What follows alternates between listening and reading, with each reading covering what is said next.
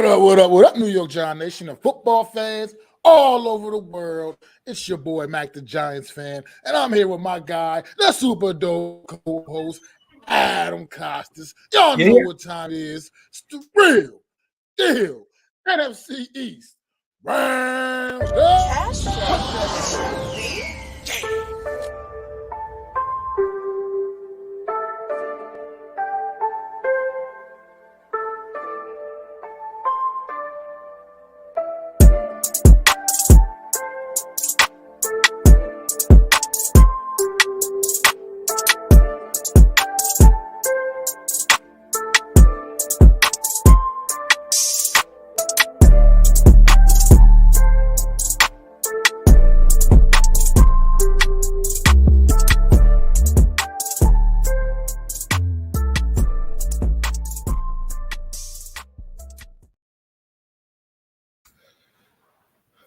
Good afternoon, everyone. Good afternoon out there. Welcome to another edition of the Real Deal NFC East Roundup. Mac the Giants fan, Adam Costas, man. How you doing today out there, Adam? I am doing fantastic, even though as a Giant fan, I am embarrassed to even wear their gear. So I admire you to put their gear on. I mean, half my wardrobe can't be worn because it's all Giant gear, but that's how upset and depressed I am about this team right now. Other than that, I'm good to go. I'd share your sentiment right there for sure. Definitely share your sentiment. What's going on, Philly B? Appreciate you, my brother. But yeah, I definitely share your sentiment there on the Giants, man. But we'll talk. We'll definitely go into further discussion about those guys in a little bit, man. But let's get right to it, man. Let's go up to Foxborough on Sunday, man. The Washington Commanders was taking on the New England Patriots up in Foxborough on Sunday, man. What you get from the Washington Commanders in this one, Adam? That even though the Commanders may not be a great football team, they still go out there and fight. They still are going to go out there and play. And I'll tell you this right now. The Commanders have found a guy that they can rely on in Sam Howell, okay? The guy's been efficient. He's went 29 to 45 for 325 yards and a touchdown and an interception. Now, the interception was a little bit, dicey, one of those things in the end zone that you probably shouldn't have thrown. And hopefully he can evolve from that lesson. But he is growing every week before your eyes. I know a lot of people are saying, well, what are you talking about? 64% completion. The guy has 14 touchdowns and nine interceptions. He's doing pretty well. He has basically a 2-to-1 touchdown ratio right now. And if you were to give that another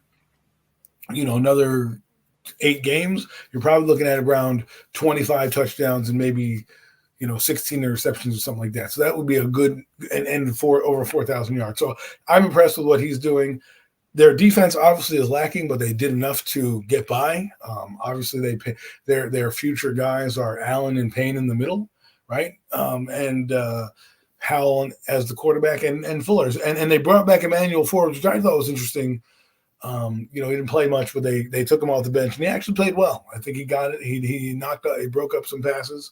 I know, again, they're playing Mac Jones and the Patriots. It's not something great, but you got to win who's on your schedule.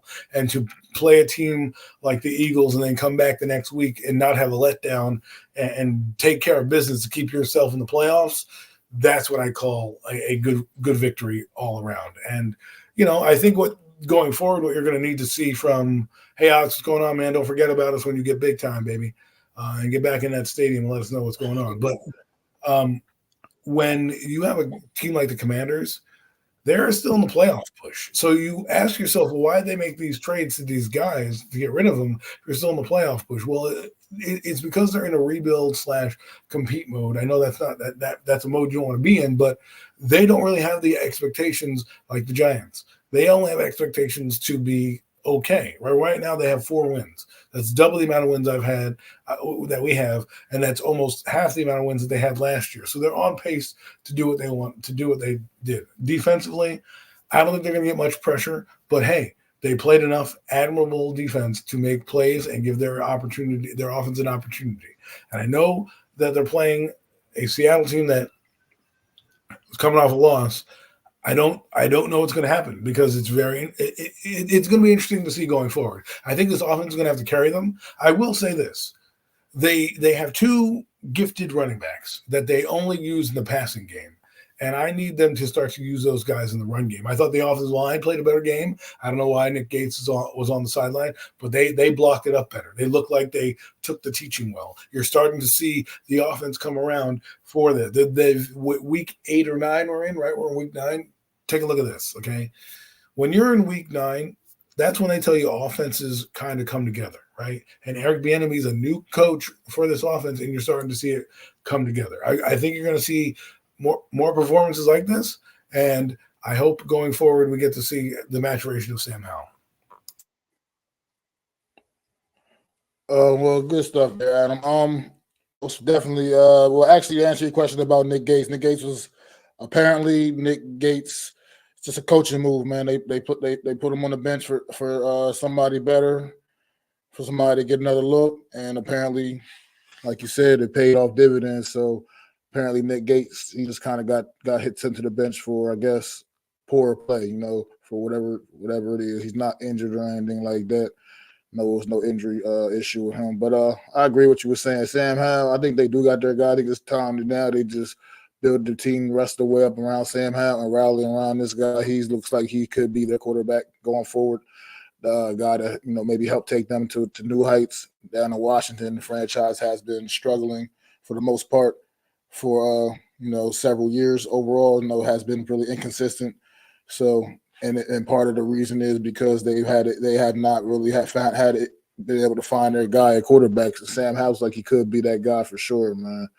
So it's time for definitely them to keep building up. But as far as they go in this game here, like you said, they came out, they battled. Looked like it almost got away from them a little bit, but they were able to still rally and hold pat. And considering the moves they made, went out there and played a really strong game defensively. Considering the moves they made over the last week, trading their 2 pass rushers, Montez Sweat, Chase Young. So this Washington team, man, they got work to do, but at least they got probably the hard part done. They probably found their guy at quarterback. And now, they already got, the other pieces, decent pieces that they have. Terry McLaurin is a great piece. A couple of their other receiving weapons. So, and Brian Robinson, I think Brian Robinson could really be a really good, tremendous running back in this league, man. Once they get things opened up on this offense a little bit more, I think you'll see him start to begin to flourish a lot more as well. Antonio Gibson is just kind of an ultimate weapon. He can can get you out the backfield, and he's definitely very effective in the passing game. So sky's the limit for this offense as things start to build up around Sam Howell, around this young quarterback, and Eric Bieniemy just keeps getting his hands, can keep digging his hands a little deeper into this offense, man. Things could get really good. Like this year, maybe, obviously, you're right, it's probably not quite going to happen this year, but who knows, man? Honestly, they still got a lot of football left to be played, and things are getting better, and the sky's looking up for them. They can go on who's to say they couldn't go on a run and sneak into the playoffs, slip into the playoffs, man. It's a possibility. The NFC is wide open right now. Let's talk about this real quick, okay? They have the Jets, they have the LA Rams, games that are 50-50, and they have the Giants on their schedule. So there's 3 games on the schedule, minus the Cowboys, Dolphins, 49ers, and Cowboys. Who knows what that game could be, right? So there's at least 3 games on the schedule where you're going to say that they're going to have a chance to be able to beat those teams on there. Now, you may not give them a chance against the Dolphins, 49ers, and Cowboys. Understandable. And even the Seahawks. If they win the Seahawks game and win the Giants, they'll be in prime position to probably get 8 wins and be in the bottom half of the playoffs. And if that happens for Ron Rivera, I think you might keep him one more year, right? Just because I might tell him to fire Jack Del Rio, but I would keep him one more year. They have a new ownership group. If you could say, Ron Rivera could say, look, I have a young quarterback that I need to implement. We're implementing a new offense. These things take time. Who knows? Who knows what's going to happen? But to have Ron Rivera have 1 playoff appearance and then a couple down seasons, and then if he bounces back with like 8 wins and this team looks competent, if he goes 8-9, which is not out of the realm of possibilities, even with these divisional games, I told you the Cowboys game is on January 7th. For all we know, that game could be, the Cowboys just resting their guys, at that point, if they're in the playoffs. I mean, they may not need the seeding. So they have a better chance than the Eagles resting their guys, because the Eagles will probably even if the Eagles do rest their guys, do we really believe we're gonna beat them? I don't think so. So, but they might have a chance. So if they end up winning a couple of these games down the stretch, who knows, man? Who knows? This is what I'm talking about. The Commanders have put themselves in a prime position to be in that last wild card spot. I know there's the Minnesota Vikings and the New Orleans Saints and Tampa Bay and a few other teams that are kind of in that last spot, fighting for that last spot. Well, they got 8 games to go. They still have a season. Anything can happen in this season, as we know, especially when you're a team that's 4-5. If the Giants are 4-5, I guarantee we'd be banging the table saying there's a chance for this team to go into the playoffs, right? Especially with the second half of their schedule easing up as it is. But as it is, Commanders have a chance. And while it wasn't a resounding victory, they came back and beat a team that was clearly on their level, but clearly had their own turmoils and issues going on. And they beat that team. And they put together back-to-back good performances by the quarterback. And that's what you want to see. Absolutely. What's going on, Willie Vassar, man? Thank you for stopping in. No mess, no nets, no jets. Appreciate you, bud. Daniel Barry. And, of course, Alex, man. Appreciate you always stopping in, man. Most definitely. But, yeah, like you said, it's up to the Commanders now. It's totally up to them and what this team really wants to do, man. You said they put themselves in absolute prime position, and they control their own destiny. Like I said, you're not going to can't look for help from anybody. You just got to go out there and get it yourself, see how hungry they really are, and go get it themselves, man. And they got to, like, this is the key matchup this week. This is a team, a playoff Cowboys, a playoff team from a year ago, and a pretty good team in Seattle, coming off of a bad loss against the Ravens last week. So they're going to come in. They're going to be hungry. They're going to be angry out in their home stadium out there in Seattle, man. This Commanders team gets to go in there and see what they're made of, man. It's a big test for the Commanders to see if they are potentially ready to go on a run here, because they do have some winnable games coming up, like you mentioned. Some games that they absolutely can go out there and get the W. So it's going to be all the Commanders here, man. And speaking of which, we can go ahead and start previewing. Might as well start previewing. Go ahead, preview this game here. The matchup out in the Pacific Northwest. Seattle Seahawks, Washington Commanders. What can you expect from this game, Adam?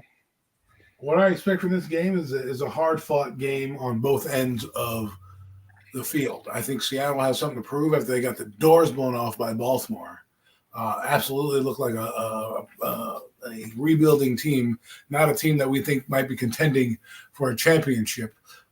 They look terrible, and we'll see what happens with Leonard Williams and the rest of that defense. But if Seattle wants to be taken seriously and contend for the division, because let's be honest, they still have a chance, you have to beat this Commander team. As for the Commanders, you got to go out and just do what you do. Keep putting up points.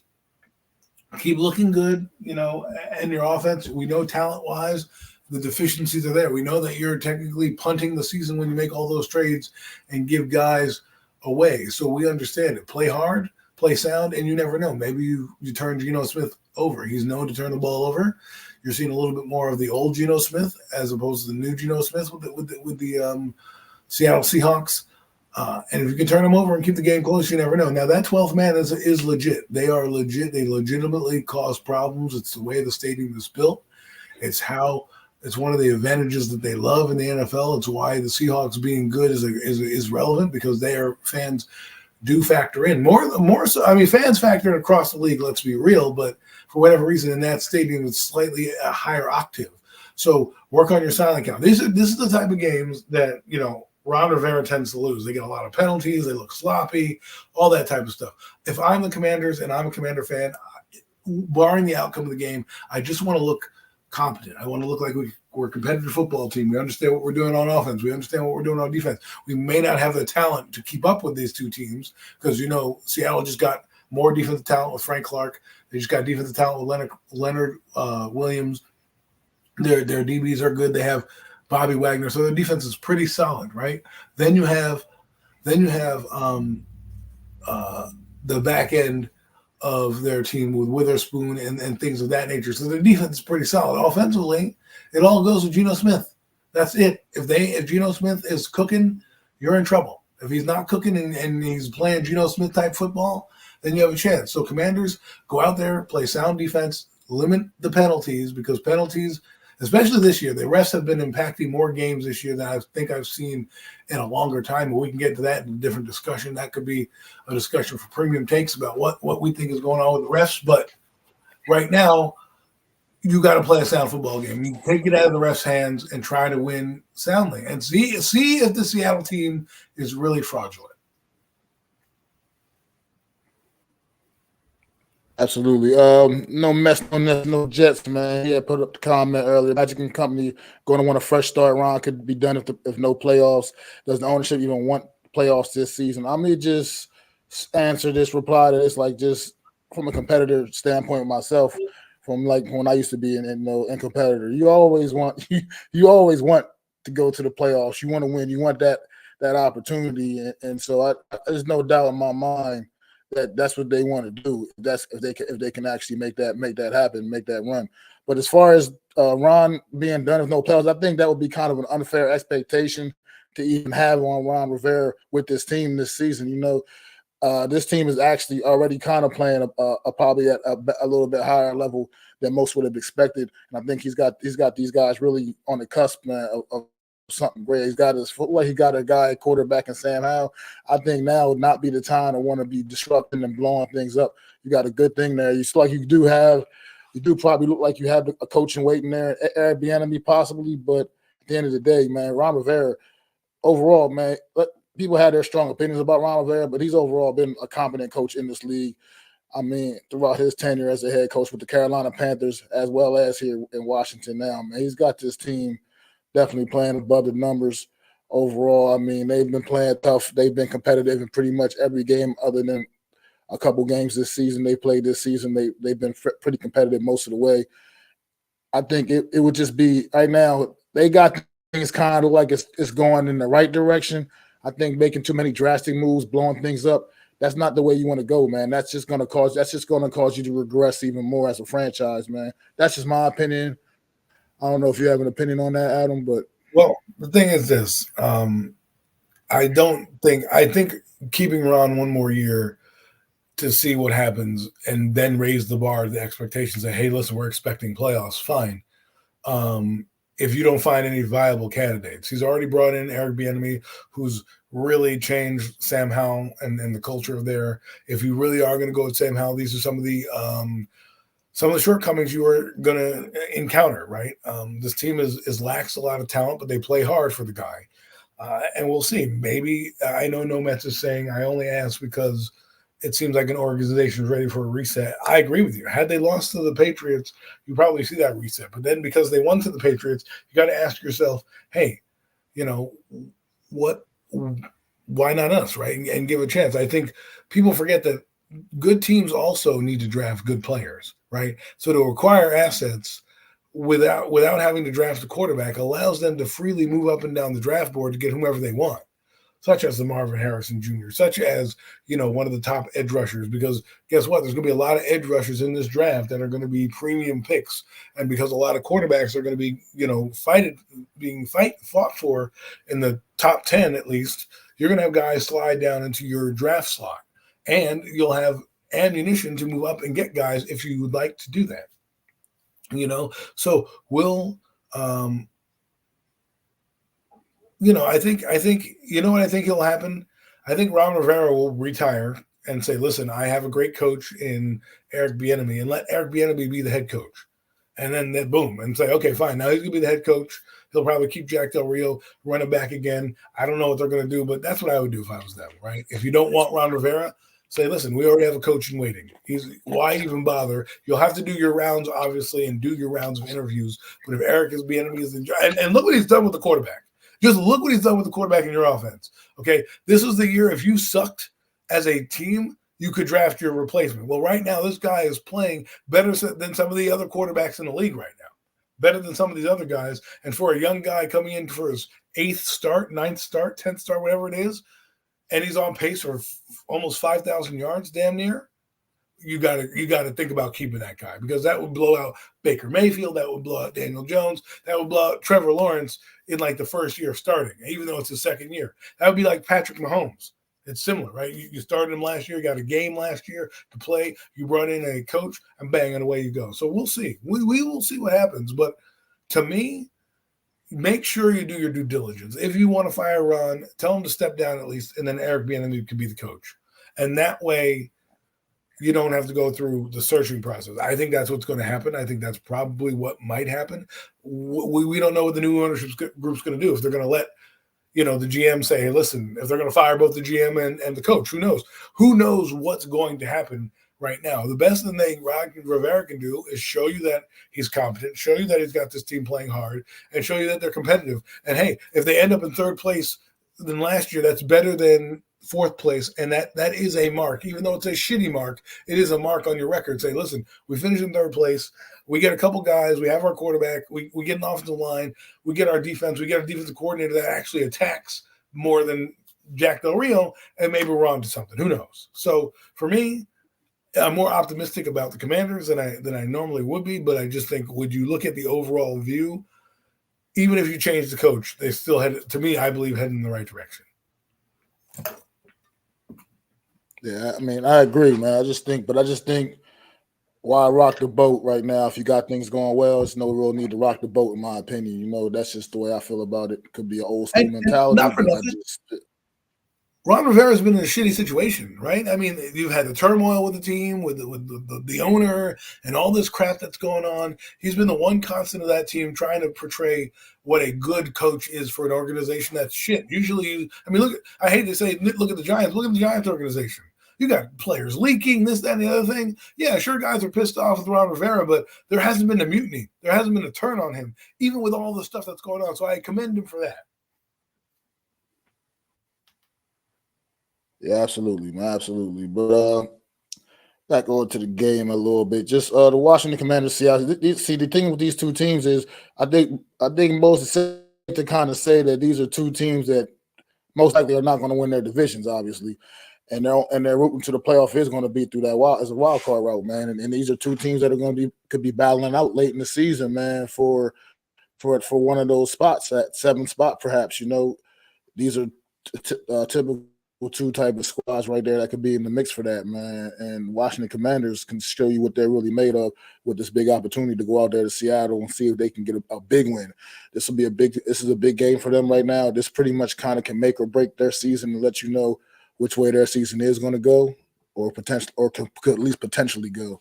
So I think they need to go out there and really try to get a big W on the road in a hostile environment. Like Adam said, that 12th man is absolutely real. But I don't know, man. This is going to be a tough one for me, but I just got this weird feeling, man, that, like I said, I believe in what I'm seeing, and I do believe in what I'm seeing in Sam Howell, man. I think this kid is the real deal, and I think he just gets better and better each and every week.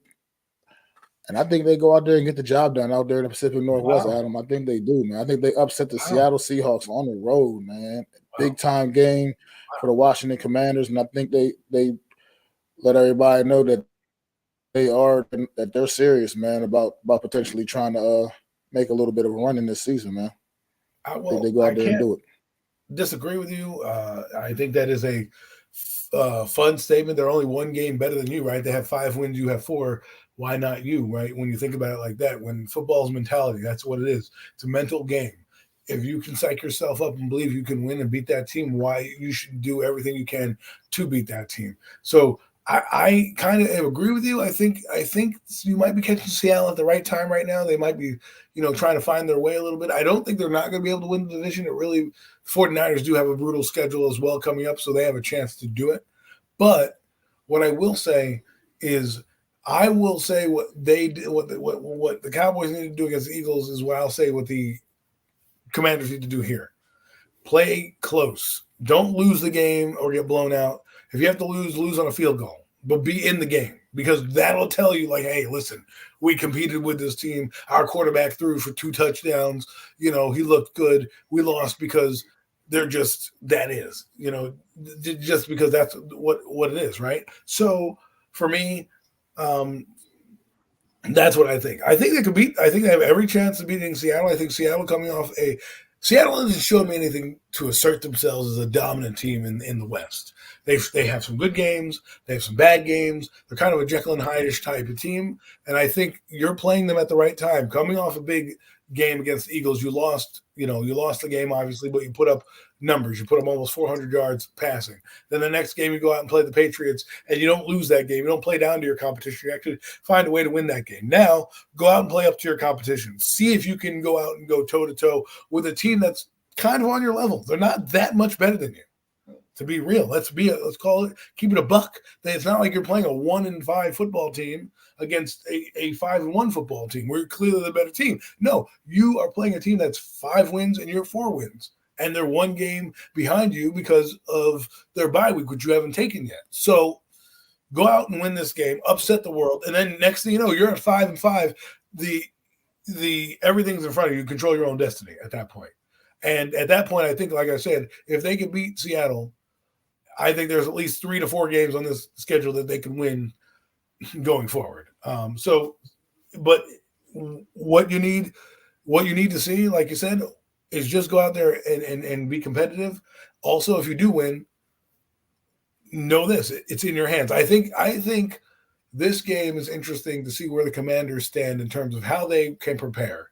You'll see if they're ready to get to the playoffs by how they play this game, whether they win or lose. If they come out and look like dog shit, you're going to be like, all right, we're not ready. I expect us to struggle the rest of the way. If they come out and play hard and the ball bounces their way and they might win, then you got yourself something here. And I feel like this is – I didn't think I would feel excited. But if you're a Commander fan, you got to feel a little excited, okay? You got to be a little excited for this game because you won a game. You were in a game against the Eagles. You beat a New England team. Go steal one here in Seattle. Absolutely, man. I think it's a. I don't want to call games a must win for the Commanders, but I mean, if they really were serious about making any kind of run late in the season, it starts right here in this game and see, man. But I do like them. I like them to go out there and pull off the upset on the road in a hostile environment. I think it's another. Sam Howell takes yet another step. I mean, I'm really impressed with these kids more and more each and every week. It's getting to watch. Yeah, I'm not a Commander fan. Unless you got any final thoughts on the Commanders, we can get ready to move on, though. Listen, keep it moving. Keep maturing SH, and we'll see where that'll take you. Let's move on. 4:00 window on Sunday. Main event status right here type of game, man. One of the absolute games of the week.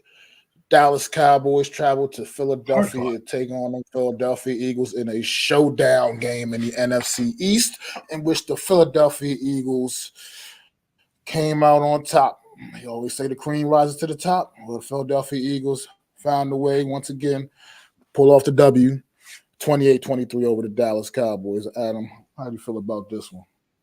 First and foremost, the Cowboys did what I said. There was 3 tiers last week. If you guys remember, I said the Cowboys go out and win, and they blow out, or what they'll do is option B is they'll lose, but they'll be competent and look good, and it's just a few plays, or they'll be option C where they get their doors blown off and look like they shouldn't even be on the same field. Well, they were close. They were option B, but they were closer to option A. A few plays here, a few plays there. The game could be different. They can go out and hang with this Eagle team. The Eagles did turn the ball over, which kept them in the game, but let's be real. The Cowboys kept themselves in the game. If they make that 2-point conversion, which at one point I was like, why are you doing it? But now I realize why, because that last drive, you wouldn't have had to go on for a touchdown. Had you gotten it, you would only have to kick a field goal with a kicker who's playing pretty well and put it into overtime. And then at that point, you just have to, luck of the draw at some point. Dak Prescott is a guy who showed out in this game, I do believe. Yes, he did lose it for them, and I get it. He stepped out of bounds. Again, you're running fast. I can't blame him per se for that. He did step out. That happens with everybody. If he doesn't step out, that game is tied, and maybe it's a field goal, and who knows, maybe the Cowboys win at that point.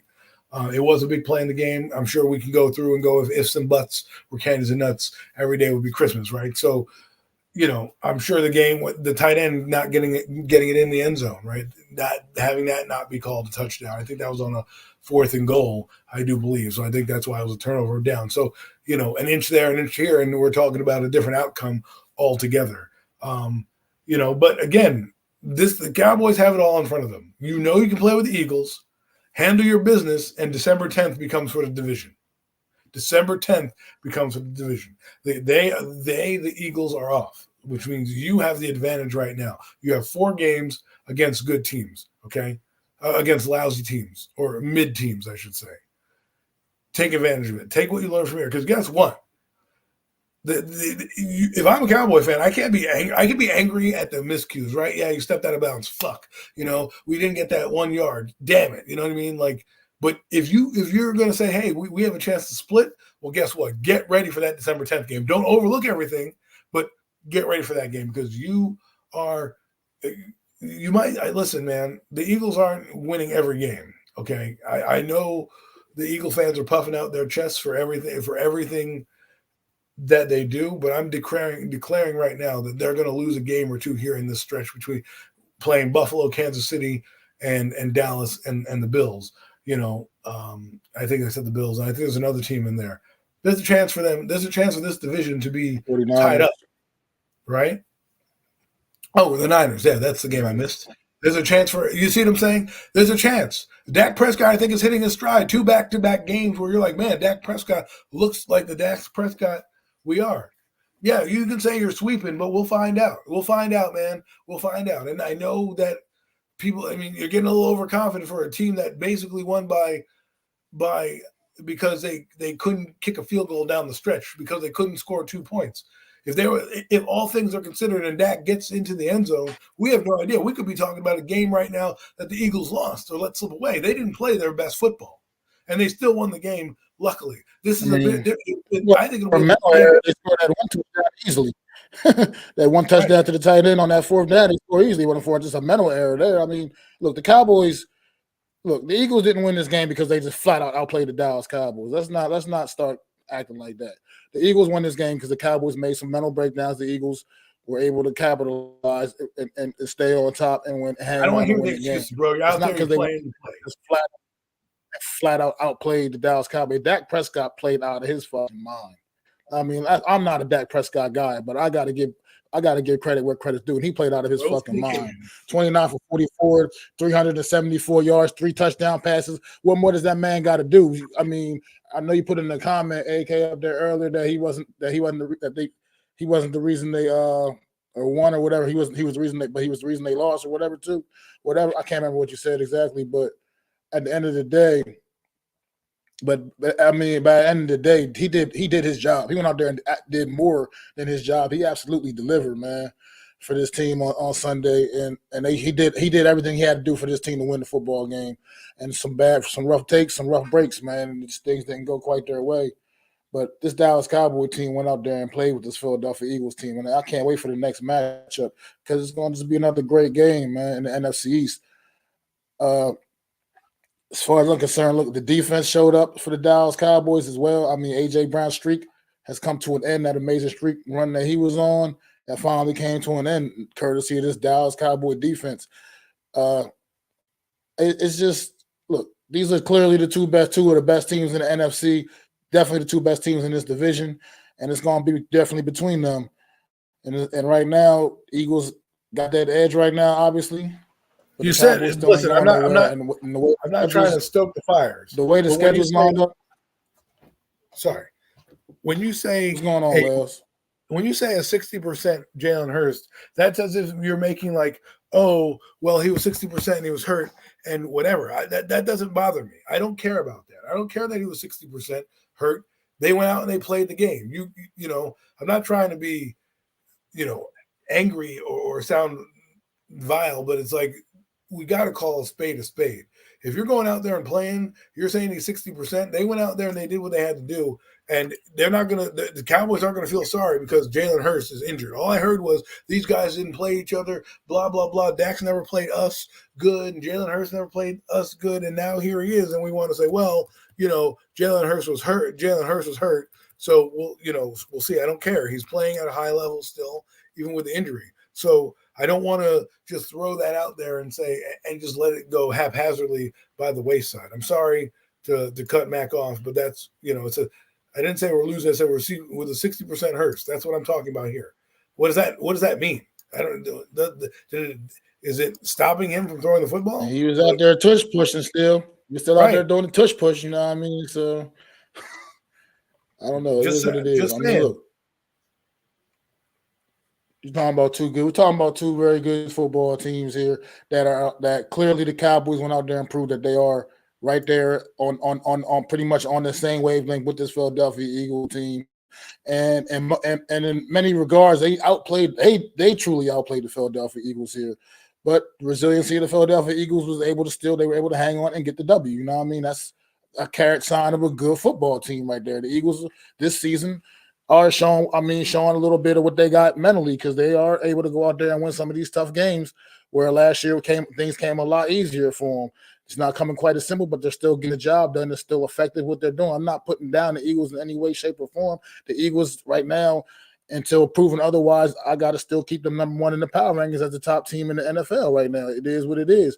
It's just that record just says so, and they keep finding ways to get the job done. But the Cowboys went out there Sunday and went toe-to-toe with them, and actually, and pretty much in most ways, outplayed this Philadelphia Eagle football team. And if it wasn't for some of their own mental errors and mistakes in this game, should have walked away with the W. But like Adam like to say, if it, you know what I mean, it's not about it's whatever that saying you say. If nuts was whatever that right there, yeah. If ifs and nuts are candies and if ifs and buts are candies and nuts, every day would be Christmas. Yeah, Yeah, that's right there. That one right there. That is. I mean, but that's typical Cowboys. They always screw it up with their mental errors, and if they can overcome that, that's what I'm saying. It's all laid out in front of them for the Cowboys right now. Just because they lost, you did exactly what I said you needed to do: play hard, compete with them, and see if you're on their level. Clearly, they are on the Cowboys level, right? They are on the Cowboys level, and they were in the game the entire time. And I wouldn't be surprised if these two teams meet in the NFC Championship game for a shot at the Super Bowl. I would not be surprised if that happened. They made a third time, and it's all for all the marbles, I mean, this is going to be a great rivalry. This is going to be a great, down the stretch race between these two teams, and we'll see. We'll see what happens. I mean, I'm excited. I'm not. I hate to say I'm excited for like the Eagles or the Cowboys, but as an NFC East real deal roundup content creator, I have to be excited for the division, because obviously we want to represent our chest and say, hey, the NFC East is still the number one team. Obviously, I don't want to hear from both Cowboy or Eagle fans at the same time, because if I hear from Cowboy fans or, Cowboy fans talk as if they win the Super Bowl every year just by getting to the playoffs, right? They're like, oh, we got the playoffs. What the Giants do? Oh, great job. You got ousted in the first round. That means you're golfing with us 1 week later than we are, right? So, but we don't really have much of a leg to stand on as Giant fans this year. But these two teams, I want to see them slug it out. I think they're the two best teams in the NFC, even though the Cowboys got railroaded by the 49ers. I think the game might be different. And the Cowboys, like I said, we can discuss who their next opponent is after we preview the last game. But this is where we're at. And I think if you're a Cowboy in that locker room, you got to be circling December 10th on your roster and say, especially because Dallas Goedert is expected to miss some time. They may be without their guy. Go handle your business the next 4 weeks, and then we'll talk December 10th. I mean, that's what I was getting ready to get into before. The way the schedules are aligned right here, it's definitely prime. Cowboys are in prime position, man. They've got some layups coming their way. I mean, they absolutely got some layups coming their way. And the Eagles are hitting a brutal part of their schedule, man. Like, so we'll see who can hold up. But it's going to be fun, like Adam said, man. Giants, we ain't got a dog in the race. Obviously, the Giants ain't in it, ain't gonna be in it. So from here on out, as just football fans, man, this is gonna be an exciting race to watch, man. And then don't sleep on them Commanders coming up from the rear, man. Don't sleep on them. They might be looking to ruin some seasons too. So don't sleep on the Commanders in this division, man. Also, man. I mean, obviously, this division is going to be between the Eagles and Cowboys for that division title, but just don't sleep on them Commanders coming up, man. Also, man. Unfortunately, the New York Giants have checked out, but we will be getting to them right now. As a matter of fact, no time better than the present. Unless you have any more final thoughts on this Dallas and Cowboy Eagle matchup from Sunday. You can get right to the debacle in Vegas.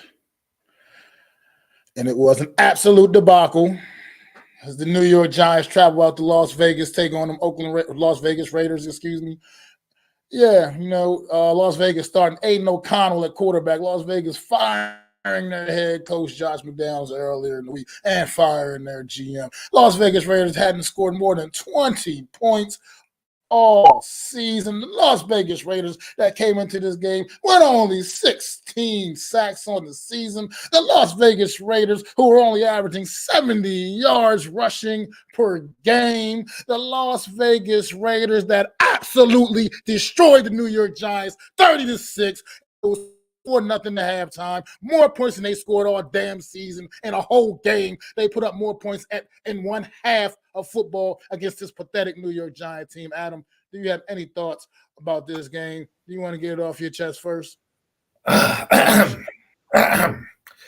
So, this is what I have to say about this piss poor team. Okay, you came out here, and I have a bone to pick with Brian Dable. Brian, come up to the front of the room. Because I have to ask you a question. You have a quarterback that just came off a neck injury. Let's get that. Just came off a neck injury, and you do a tush push on 4th and 1. On 4th and 1. What in the hell do you think you're doing? Why would you do that? I mean, I don't even like the kid. And I wouldn't put him in that position. I wouldn't be like, oh, you know what, Daniel? You're coming back from a major back injury, neck injury. Let me just throw you through the ass of your center right now and hope that your neck doesn't break. Okay? That's number one. What in the world were you doing on that play? That is the dumbest thing I have ever heard. The second thing I have a problem with you on is you're yelling at Evan Neal on a play, right? Why? Because he went offsides? You're the dumbass who didn't have the team prepared mentally for him to not go outside. So that's on you. And the third thing that I will have to say to you is this. What in the ever-loving fuck are you doing going for 2 down by 4 scores? Last time I checked, if you kick the ball into the uprights, that big yellow thing that you see at the end of the goalpost, those things, if you kick through the uprights at the end of a touchdown, that gives you 7 points. Mac, I went to public school. 7 times 4 equals what? 28. How many points did the Raiders have at that point?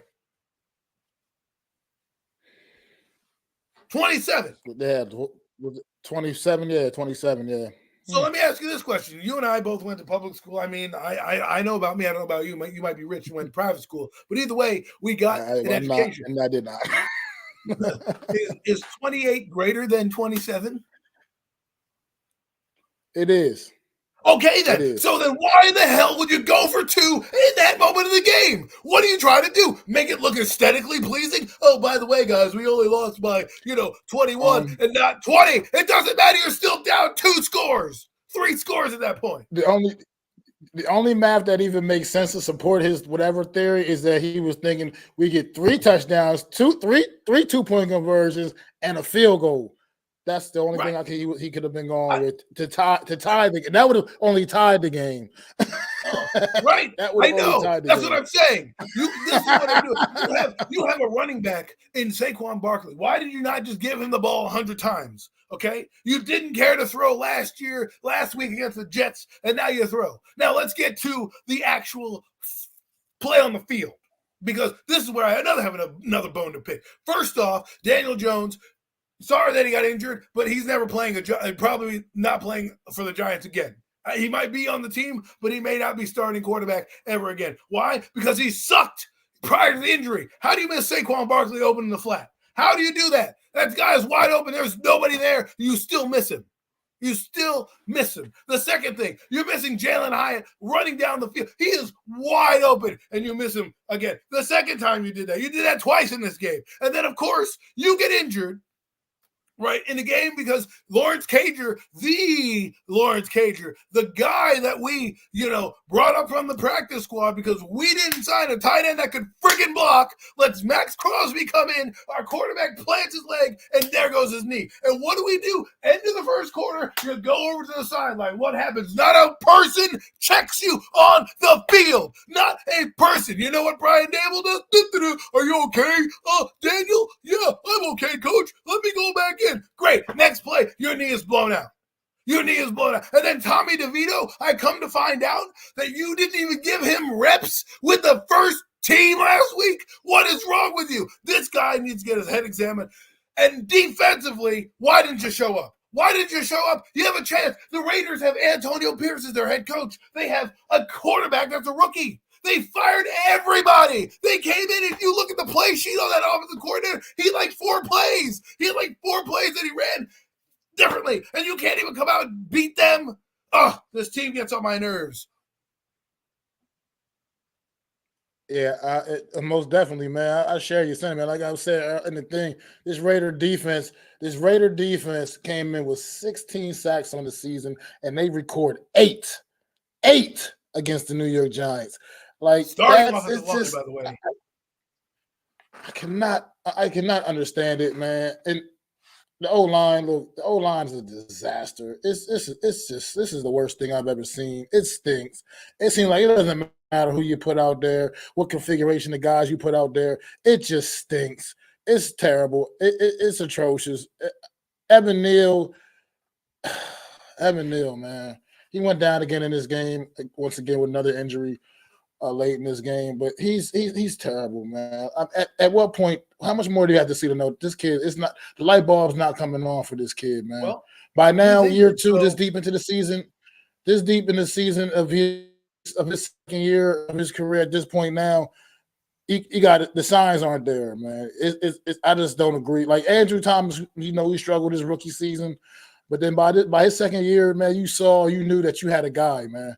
Evan Neal, he's just not the guy. He's to me, you got to figure out maybe some other way to make use of this kid, which I personally think is kicking his ass in the guard.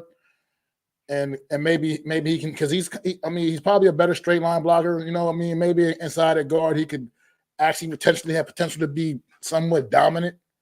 But at tackle, he just doesn't have the footwork. He's just not an NFL caliber offensive tackle. Well, he's just not. I've seen all I need to see with this kid at this point. He's not an NFL caliber offensive tackle. There's a few things here. You got Adam. First, I want, I don't want to, if you don't want Evan Neal on team, fine. What I want to do is I want him to come into your office and ask for a job where you work. And I would love to see that, because you want to talk shit about all this, Lions and all this crap and don't boo us and all this shit and I don't flip hamburgers. Well, guess what? I want to see you come to a regular day job, because if you're as incompetent at your job now, you're going to be just as incompetent at this job, a job you've never done before. You act like you can go in there and cook. I guarantee you don't cook your damn meals. Okay. I guarantee you there's a cook that you insulted that cooks your damn food at that stadium. And you go out there and give this performance.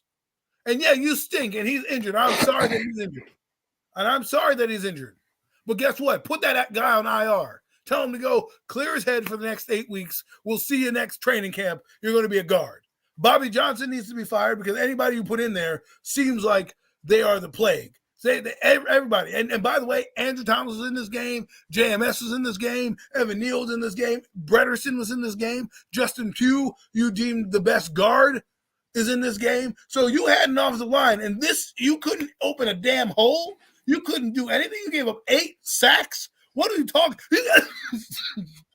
Excuse me. You gave up 8 sacks to a team that averaged 2 sacks a game. 2 sacks a game. They got 8. What do you think the Cowboys are going to do? What do you think the Eagles are going to do? We haven't even got to those teams yet. But just to go back into like this defense, well, like you said, this defense who played such good football the prior 3 weeks of this season against the Jets, the Commanders, against the Bills. Great defensive performances from this football team. And to come out here against an offense like this Las Vegas Raider offense and just had the struggles in which they had to a quarterback making only his second career start. I mean, who the hell knew? How many people knew Aiden O'Connell, prior to last week, honestly? Not many normal, not many, not many casual fans knew Aiden O'Connell prior to like last week's performance against the New York Giants defense. This New York Giants defense came out there and just absolutely, I don't know what they thought, what they were thinking, if they were just thought they just go out there and go through the motions. They were feeling themselves a little too much because of how they played the last few games. But to be able to not even barely touch Aiden O'Connell the entire game, I think they had one quarterback hit the entire game. One quarterback hit on Aiden O'Connell. One quarterback hit. He didn't force this kid to make a mistake. He didn't even make this kid uncomfortable at any point in time. The entire defense just kind of disappeared. In this one, it was just absolutely terrible. The secondary played poorly. Up front, they played poorly. This Raider team only was averaging 70 yards on the ground. Josh Jacobs, the NFL rushing leader from a year ago, straight all season. I know for sure because I got him on my fantasy team and he has been stinking it up. Well, he did me some good work for me this Sunday, courtesy of my boys, because we just couldn't seem to stop this kid from doing whatever he wanted to do, man. That Raiders offensive line was opening up big holes for Josh Jacobs, and he was getting up in there, man. Pause. But look. This is just a terrible performance by this New York Giants team on Sunday, man. Inexcusable loss, inexcusable performance against a team. I'm not going to say the Raiders that a team that they were you could say were maybe better than, but at the end of the day, a team that they were kind of on, at least you would think, where they were on more level playing ground with. And it looked like the Raiders looked like you would have thought the Raiders were like a 8-1 team coming into this football game, the way they went out there and just dominated the New York Giants. This was just absolutely crazy, man. I don't even know what to think about. This could be maybe even the most disappointing loss of the season, just because the way it went down against a team like the Raiders. That this is no excuse. You go out there and go up 30 points to a team that hasn't even scored 20 points all damn season. Like, come on, you got to do better, man. New York Giants, this has been disappointing all year long, but this was another all-time low. You just keep reinventing the wheel. It seems like finding new ways to lose football games each and every week. And now the Tommy DeVito era is here. We're suiting up. Tommy DeVito is getting the start on Sunday with Matt Barkley backing him up, man. Woohoo! Can't wait to see how that goes down, man, against the Dallas Cowboys. Like, That's one way to get your first wake-up call in the NFL, man. Get that first career start against the Dallas Cowboys, Tommy DeVito. Oh, man. And Matt Barkley, who hasn't been here barely a week, barely been here a week, is he's backing him up. So and then signed on the practice squad. Who we signed to the practice squad yesterday? Who's Jacob back to the practice squad? Jacob Eason. Yeah, Eason. Yeah, that guy, man. Look at the New York Giants quarterback situation. I tell you, a lot to be excited about. I tell you. Whew. And then we want to bring back Tyrod Taylor. Like, I don't care about Tyrod Taylor. I'm tired of Tommy. Until he shows me otherwise, I'm calling him Danny DeVito, because he's playing like Danny DeVito and not Tommy DeVito. Here, kid, we didn't bring anybody in and give you any starts with the first team, but you're going to go now get fed to the wolves because we're going to play the Cowboys on Sunday. Good luck. Thanks for starting. Thanks for playing. Like, this kid, this team disgusts me. It just disgusts me from top to bottom. It is rotten in Denmark, and I wouldn't be surprised if they are tanking just in a way where it doesn't look like they're tanking. Because you got to ask yourself this question. Mentally, McKinney has checked the defense out. This is what losing does. You fracture a locker room. The locker room is pointing their fingers right now. Well, at least McKinney is. And for me, we don't want him either. I'd rather take my chance on a rookie than Trey Lance, but that's okay. Then McKinney's playing himself off the team. You didn't bring any viable backups in. You don't want to really win, so you're bringing in Tommy DeVito. He doesn't get prepared. You have no real game plan. I don't know where this team is going to go. I don't want to see Tyrod Taylor because at this point I want to evaluate talent. And I don't care if Tyrod comes in. I want to see the young guys play, get them experience. Even if Jalen Hyatt only catches 2 balls, he at least got the ball thrown to him. You know what's funny? He got the ball thrown to him and completed. I mean, it seems like when our quarterback is not starting, Daniel, Jalen Hyatt catches passes with the other quarterbacks. He's caught more passes with Tyrod Taylor and Dami DeVito. I just don't know what to do, man. I don't know what to think. I want to see effort. That's what I wanted to see. I don't care if we lose, per se. I think losing is the right direction. I hate to say that for this team because we need to ensure that draft pick, But at the same time, I need you to be competent. I need to see Brian Dable make competent decisions. Stop yelling at players on the sideline when it's clearly your muck up. Defense, how come you can't stop the Raiders? What does it matter? Even if you played your B game, you could have stopped the Raiders. It looks like you didn't even want to tackle. There's a play where McKinney is literally watching the guy walk in for a touchdown. He gets they show a different angle. He gets to the spot, could clearly knock him out at the 1 yard line. And what does he do? Whiffs. I mean, look, yeah, like Adam said, McKinney is mentally checked out for me. I don't know where his head is at. This kid, he's his tackling. It just seems like he doesn't even really seriously. He's not even serious about tackling the ball carrier anymore. It's just he's got to be one of the league leaders in missed tackles. It's been ridiculous with this kid. He doesn't care. At this point, at least he's backing it up. At least he's backing it up. I'm glad he's a leader on this team. Not. You're going out there and you don't even act like a leader. You're stinking up the joint. You're pointing fingers all over the place. How are we supposed to respect you and sign you as a leader? You're supposed to be one of the stalwarts of this defense, one of the guys we were relying on, and you haven't even met up to your draft status. And I know you're mentally checked out, and this is what I mean by Joe Shane. You had a chance to ship this guy out of here. You decided to keep a lot of guys on the roster. Right? If I'm Brian Dable, I want to see this. Have some balls. Go in there, walk in there, fire Sterling Shepard. And if people ask why, I say, because we suck. Why does he need to be on the team? Let's not keep guys on the team for no reason. Right? We're keeping McKinney on here. You should have traded him because now he's going to want an astronomical number and doesn't want to be here. And it's not because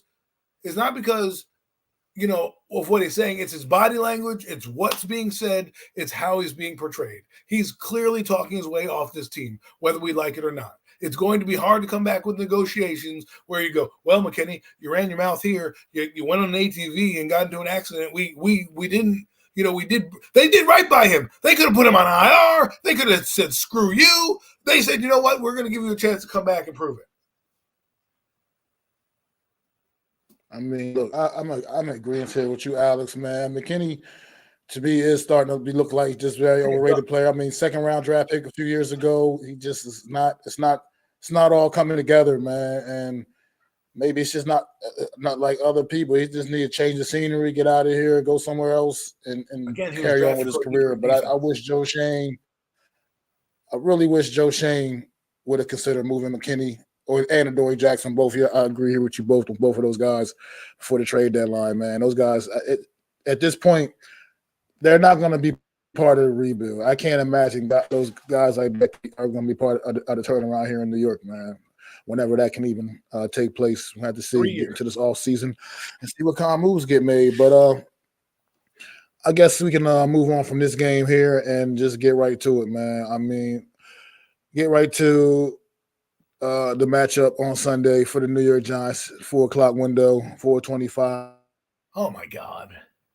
The exact New York Giants going down to Dallas, taking on them Cowboys, the biggest underdog of the season. No underdog, this New York Giants in this game, 16.5-point underdogs, and that could still possibly go up even more before Sunday, to be honest. 16.5-point. You don't see too many 16.5-point underdogs in the NFL.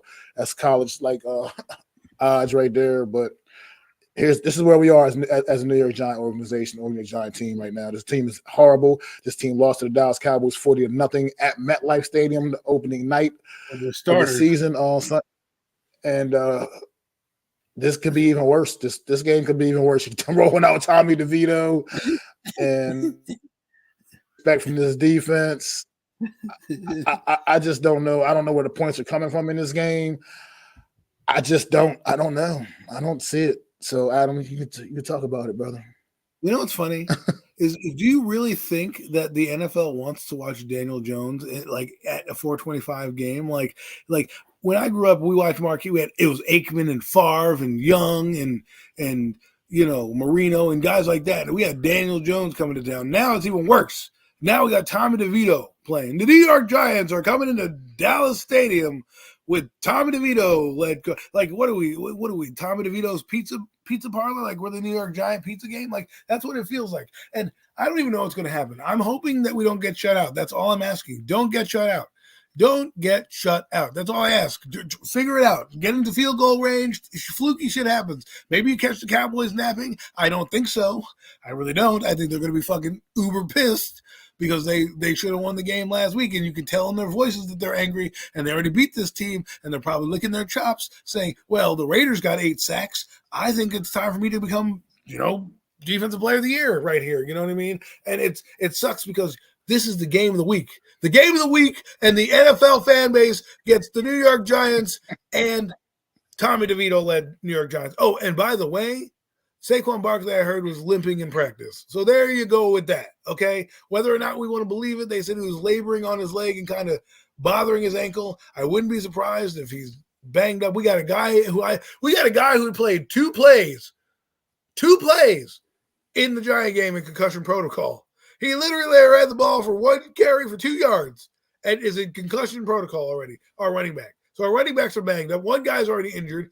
The entire offensive line. I don't know what the Cowboys are thinking right now. They're probably watching film right now of this game and laughing. Like, dude, we're not losing any sleep over this team. We're going to absolutely enough because we had our starting offense out there and we went down the field and we got blown out. Now we don't even have our kicker. Okay, we have Randy Bullock.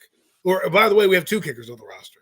Who it went down to a game time decision. This is what the Giants are thinking about. Game time decision on kickers. Like, real what? What are we talking about here? Like, what do we do? We could have brought in and we bring in 2 kickers. Like, what are we doing? Like this team, and then I'm supposed to believe we have a chance to beat the Cowboys on Sunday. Are you out of your mind? I mean, this is insane. Look, honestly, I don't think this offense is scoring points against this Cowboy defense on Sunday. I think the only points this New York Giant team possibly scoring is if the defense somehow just comes up with some kind of turnover and scores, man. Some kind of pick six or the defense that laid down last week to the Raiders. I don't see the offense scoring points here in this game. I think the only points the New York Giants scoring is via if the defense makes a play. Make some kind of a play in this game. I just don't see it. I don't see the offense driving the ball down the field and scoring against this Cowboy defense. I can't envision that in my mind. I can't. Not with Tommy DeVito at the helm. I can't envision that in my mind. They're going to kick our ass. They are going to kick. The reason why I say this is because, one, they had a bad loss last week. Not a bad loss, but a tough loss game, right? And they're angry. And they want to prove to the world that they are still dominant, and they're going to want to dominate this team right now. And they're going to want to embarrass us. I was going to say, you know what, Mike McCarthy, call the dogs off. Don't go so hard. Please yield. But you know what? If you want to drop 50 on us, go ahead. Drop 50. I don't care. Make us earn every inch out there. Because if I'm the Cowboys and I have pride and I'm a prideful defense, I'm there in the meeting room. And I'm Micah fucking Parsons. I'm standing up in the middle of the room, and I'm going, look, if we give up a touchdown to Tommy fucking DeVito, all of you are putting $1,000 in a charity bucket, and we're giving our money to charity. I'm finding every one of you because that's how they should think. If I was them, if I'm Michael Parsons, that's what I would say. I would stand up in the middle of the room. I would look at Dan Quinn and be like, listen, can I have the floor, please? And he'd be like, sure, Micah, have the floor. And I'd walk out there, and I'd say, look. And I'd point to the big screen behind him. And I go, that is Tommy fucking DeVito. Okay? Tommy DeVito. He has 1 start. It'll be against us. Let's make it the worst start of his career. Let's play a good game. Let's shut them out. We beat them 40-0. Let's go for 50-0. If we cannot beat Tommy DeVito, I'm finding the entire defense money. That's what I would say if I were Micah Parsons. Because I don't want to be embarrassed. I don't want to be embarrassed. Joshua Dobbs, that's one thing, okay? Tommy friggin' DeVito. He was an undrafted rookie who was about to go back to college if this NFL dream wouldn't work. But guess what? His eligibility was up, so he had nowhere else to go. And here he is leading his franchise. Good luck to you, kid, but you're being thrown to the wolves. I hope you make it through the game alive. Look, I just, oh man. This is about as bad as it gets, man. This is seems about as lopsided as it gets. After what the Giants went through last week, losing 30-6 to the Las Vegas Raiders, you go out and lose 30-6 to the Las Vegas Raiders, and you expect to think that you have a chance against the Dallas Cowboys the following Sunday. It's just, come on. I don't mean, even you're 16.5-point dogs, and that's kind of probably being generous, man. Oh my God. I think this is a 30-point loss minimum. I feel like a 30-point loss minimum. See, but I don't. Here's what Mac said. Mac, you know how he says, "I don't care. We're getting 3 points." I don't want a meaningless 3 points from like 55 yards from Randy Bullock. Like, I'd rather just take the 0. Not get like, hey, we got a fluky field goal. Like, no, man, no. I'm so sad. I'm so sad. I'm so sad. I'm going to watch this misery on Sunday. I mean, we played against the Jets a couple of weeks ago and punted the ball 13 times in that game. 13 times in that game. And they had no offense either. I hope Jamie Gillian's warming his leg up because I think he's going to have another big day. Maybe we should bring another busy day. We're going to have to bring in a backup. I think we're trying out punters on Thursday just because we need a backup because his leg's going to fall off because we're punting so dang much in this game. Like, oh, my God. You said 13. Oh, my God. And you know what's worse? I know the defense is not going to come to play. They already put up with that showing. They're not going to come to play in Dallas. I just know it. I just feel it. I feel like the Jet game broke us, but like last week was the season. Like that was it. Rock bottom to me. That was it. Rock bottom. One good drive. What are we talking about here? Like they're going to have a couple like good series of plays because it's the NFL. But they're going to want to pad their stats. I told you, if I'm Dan Quinn and I'm leading this meeting, I'm doing stats. That's what I'm doing. I'm like, Michael, you only have 6 sacks, but Mason Crosby got 3. How many are you going to get? I'm challenging everybody. I'm making it a point. Like, yo, you just took it to the Eagles. Go take it to this team. Let's take that next step. And I don't know why I'm going to watch. I wish this game was at 1:00 like an old man so I could get my afternoon over with and started and eat my lunch and just scarf it down. Now I have to sit here and, oh, no QB sneaks. Yeah, we don't want to Joe Judge this game. Like, I don't think Brian Day will be that dumb. I think he'll throw a screen pass, which is just as bad, or a flat route, which is the same shit once this game gets out of reach. I can see him doing that. Because he's not going to want to expose the kid. Well, you know what's going to happen? Watch it happen. Tommy DeVito comes out of nowhere, upsets the Cowboys, puts it on his resume. That's great. Oh, God, get out of my head. I was just going to go there. I was like, get out of my fucking head. I was just getting ready to go there. I was going to say, Adam, man, let's have some fun. I was going to say, what if Tommy DeVito comes out there after a full week of practice with the number ones, knows he's going to get the start, goes out there, and just out of nowhere emerges as the next great quarterback in the league and lights the Cowboys up on Sunday? What if that happened? Not a great quarterback, but at least a win. You know what I mean? Like, no, like you know how sometimes those guys come out of rushes nowhere. The Cowboys. He comes out, he's throwing dimes left and right. Because I'm like, he didn't really play a terrible game, Tommy DeVito. Like, it wasn't like overly bad, but at the same time, I'm just like, man. What if he just comes out here and like hits Jalen Hyatt for a 60-yard bomb and, the Cowboys do what the Cowboys do, and that's get in their own head and, flub it up somehow. And next thing you know, Tommy DeVito's driving us down for the game-winning field goal, right? And all our fate rides on Randy Bullock, who, boom, misses the kick anyways. The Giants lose, a heartbreaker, but Tommy DeVito goes out and looks confident. You know what I mean? Like, make it fun. All right, but all serious note, do you think there's any chance in hell the New York Giants have in this football game? Any chance in hell? I have a better chance of winning the lottery than the Giants do at winning this damn football game. Yeah, but you're right. Noel. Welcome to the show, Noel, too. If you're new to the show, I appreciate you. Sub up to myself and my guy, Adam Costas, man. Really appreciate it, brother. But see, y'all do that. You have a tendency to play down the opponents from time to time. But see, you already had that game this season. It was against the Arizona Cardinals, remember? And you got when you lost that football game. So, yeah, that ship has sailed this season. We don't get that we don't get that opportunity because you already did that already this season. We're gonna have the doors blown off by halftime.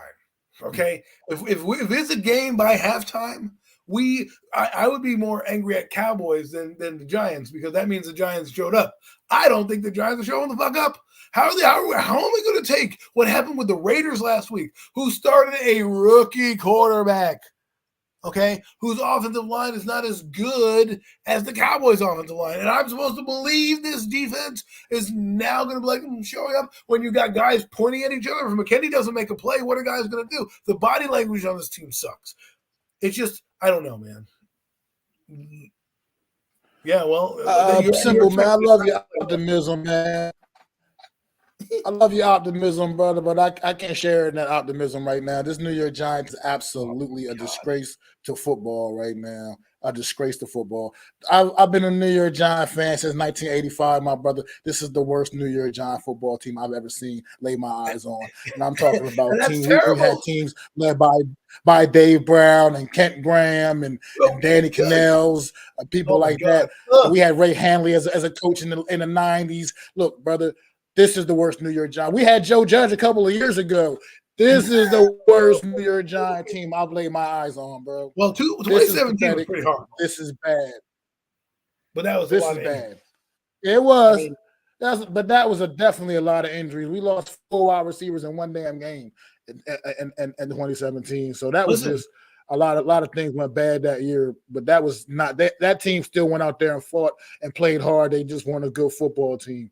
This team is a terrible football team, and they don't fight, and they don't give a damn. And like you said, their body language shows it. There's no effort. There's no heart, and this is a pathetic performance. We get pathetic performance week in and week out, and I just can't believe in this football team anymore. Not this season. Not what was going on. They got to tear this shit down. They got to build it back up the right way, and we got to get things going back in New York because my life – New York Giant football has been a prideful organization, and we look like the Cleveland Browns right now. We're not going to Cleveland Browns, but you know what I mean. It's been a terrible franchise, obviously. We look like that. We're worse than the Jets. It's ridiculous. We're the New York Giants. We're worse than the Jets. Okay? And the Jets are bad. The Jets' offense is terrible, and we are worse than them. Like, I don't know if I'm trying to think if this is the worst team I've ever seen because it's it's funny. It's like, pick the best winning team to choose from in the last 10 years. We don't have one of those teams. We have what is the worst team that we have? We have a lot of losing. So, I've seen a lot of bad play. On Sunday, to me, I think the effort to me was sad because I was expecting a better performance from the defense, especially because and I picked the Raiders to win, and everyone kind of looked at me like, "What are you doing, man?" I'm like, "Yo, man, Giants aren't looking like they give a damn. This is what the shit can happen." And lo and behold, what do the Raiders do? The Raiders don't give a shit. They had exactly what I think it was No Beat said. Y'all got nothing to lose, right? Well, they had nothing to lose. They lost everything already, and they came out and played better for a guy named Antonio Pierce who has never coached X's and O's in his life. He's been like a head coach at like a high school and things like that, but never here in an NFL team. That guy has diamond stud earrings in his ears, and he's like, "Yo, what up? I'm the coach of the Raiders. Let's go." And he kicked our sorry ass up and down the field. And I believe the tank is in. I do believe what NYG is in. The Giants are tanking. They're just doing it in a way where it looks like a clusterfuck as opposed to let's actually tank. They're making it seem like, because what they're going to do is they're probably going to fire Bobby Johnson at the end of the year. I would probably fire the special teams coach because he stinks. They're, have been pretty not good because someone's getting fired. I'm sorry. If you're not going to fire Brian Dable and Joe Shane, which I don't advocate that happening, I do not want to say right now I want that to happen. I can't. But if someone's going to be scapegoated, it definitely is going to be the O-line coach, because I want new, like Mac, like you said, rebuild it from the ground up, man. Just rebuild it like a normal franchise. That's it. And let these guys see their contract through. What I mean by that is, if you're going to give them the chance to pick their quarterback and rebuild, then they have 3 years remaining on their contract. Well, then give them the 5 years. And yeah, sure, you wasted 5 years with one coach, but at the end of the day, you got a guy a chance to fail with his guy, not somebody else's guy, and things of that nature. And they'll get more experience. Because what we do forget is Brian Dable and Joe Shane are both new at this. Okay, they're both new at this.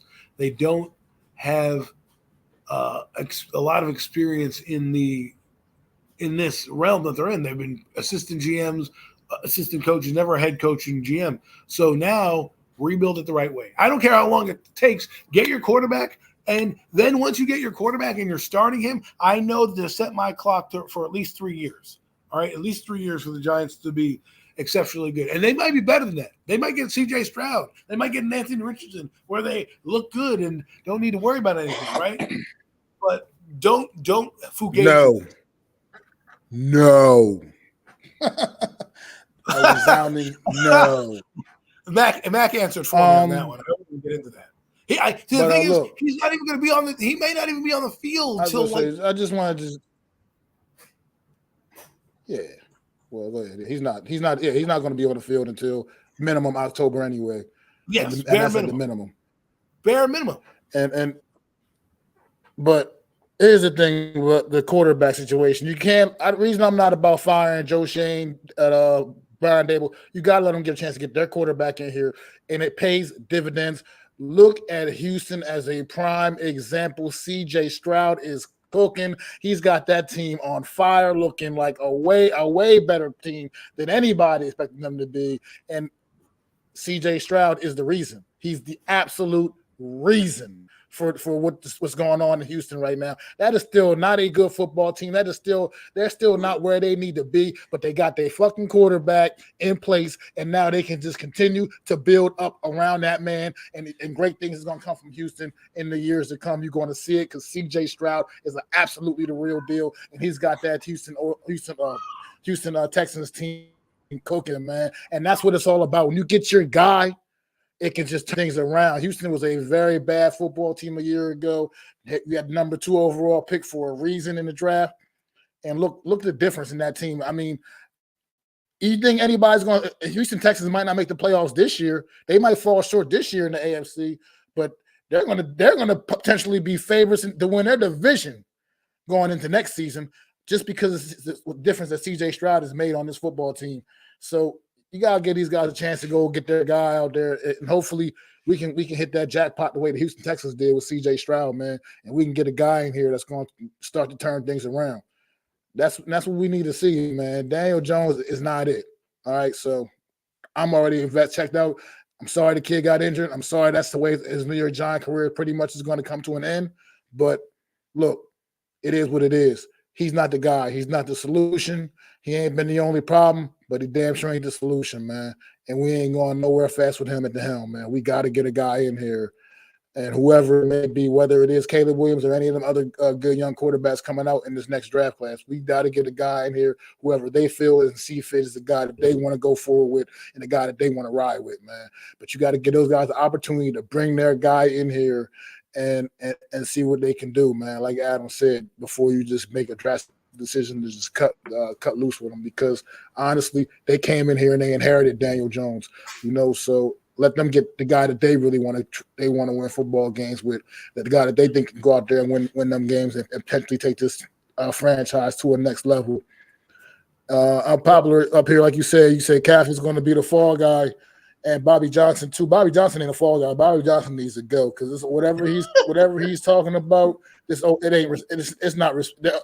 is not responding, man. And you're right, Kafka could be the fall guy because it just looks bad. I don't know what he's really doing. His offense can't seem to do anything, and so maybe he'll potentially be the guy. Maybe they bring somebody else in with some fresher ideas, somebody just more capable. I don't know, but I could see something like that happening, but Bobby Johnson, he needs to go, and so does Terry, whatever his name is, the special teams coordinator. Because I'm tired of watching terrible New York Giants special teams play as well. I don't even know how they held on to him in the first place and how he's retained his job as long as he has, to be quite frank. Because the Giants special teams to me has been pretty poor for the last better part. I don't even know how many years at this point. So. Well, we'll see, man. It's a lot of changes need to happen, though. Already getting ready for the off season because the New York Giant team is clearly going nowhere. So, I mean, just start looking at quarterbacks, start seeing who the guys are, man, who you want, man, who you think this team needs to go out there and invest in. But a quarterback is a must in next year in the 2024 draft, an absolute must. You got to get your guy in there.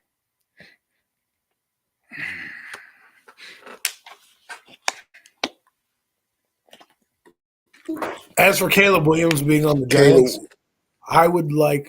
he's a good player. He's going to be a good player. There's a few things that scare me about him, but those are things that I think can be corrected, so it's not a big deal.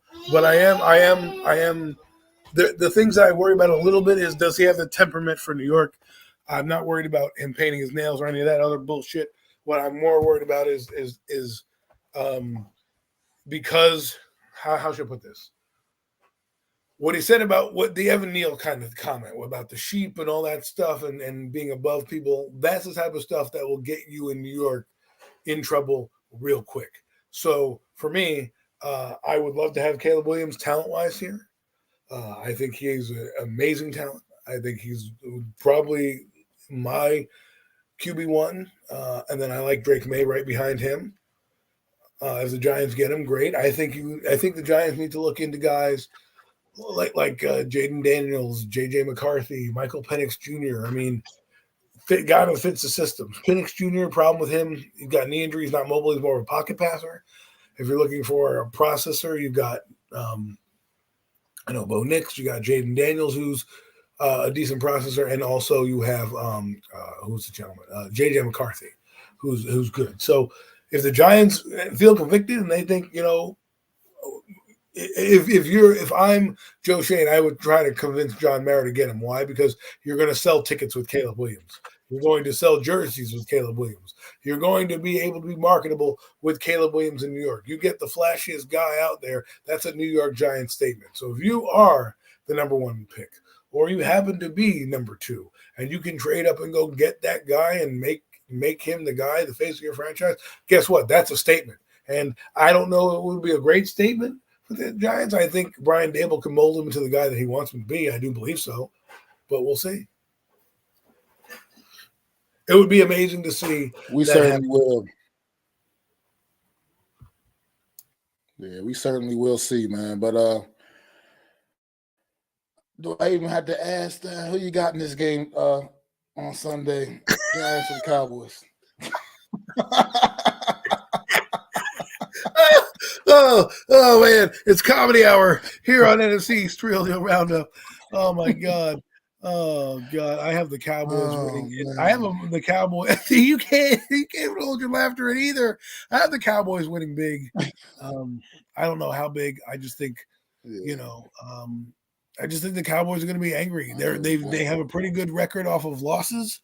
I think they're pissed off about last week. And who comes to town but the get right game that they need? The damn New York Giants. And you know who's behind the New York Giants? Oh, the Panthers. So, the Cowboys are going to be like, well, this is we can feast right now, get our stats up. Oh man, it's just the Cowboys are winning and they're winning big.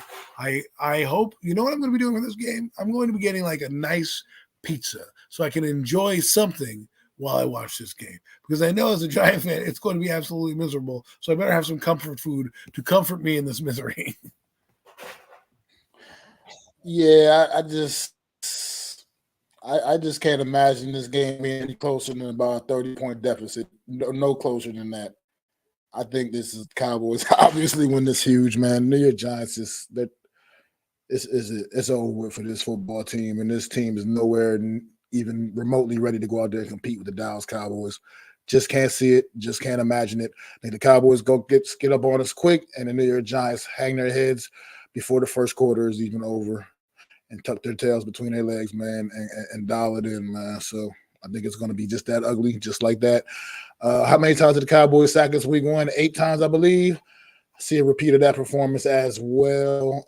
About another 8 sacks or so. Oh my god! Yeah, I see a few more turnovers forced.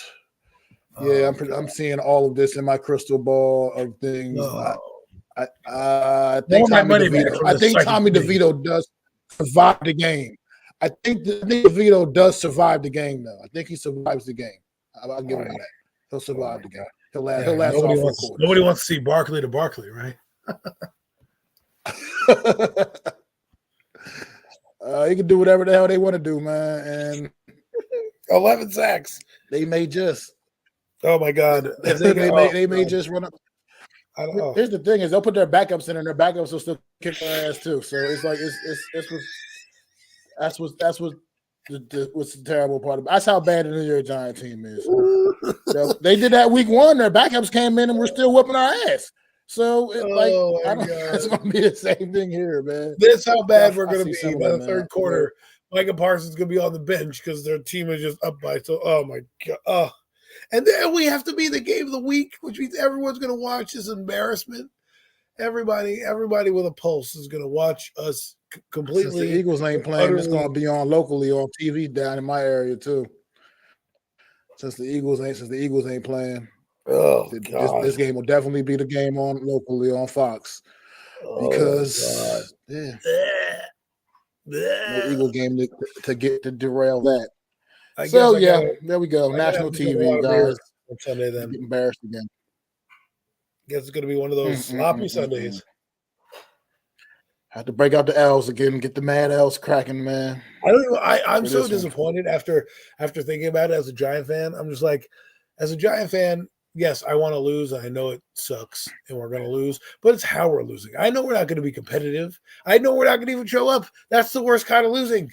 It's even worse than tanking because at least the Cardinals look like something. But that's what I was saying. The Cardinals, the Panthers, yeah, they got worse records than us. But I feel like if we play the Panthers on Sunday, they whoop our ass too. Play the Cardinals on Sunday, they whoop our ass too.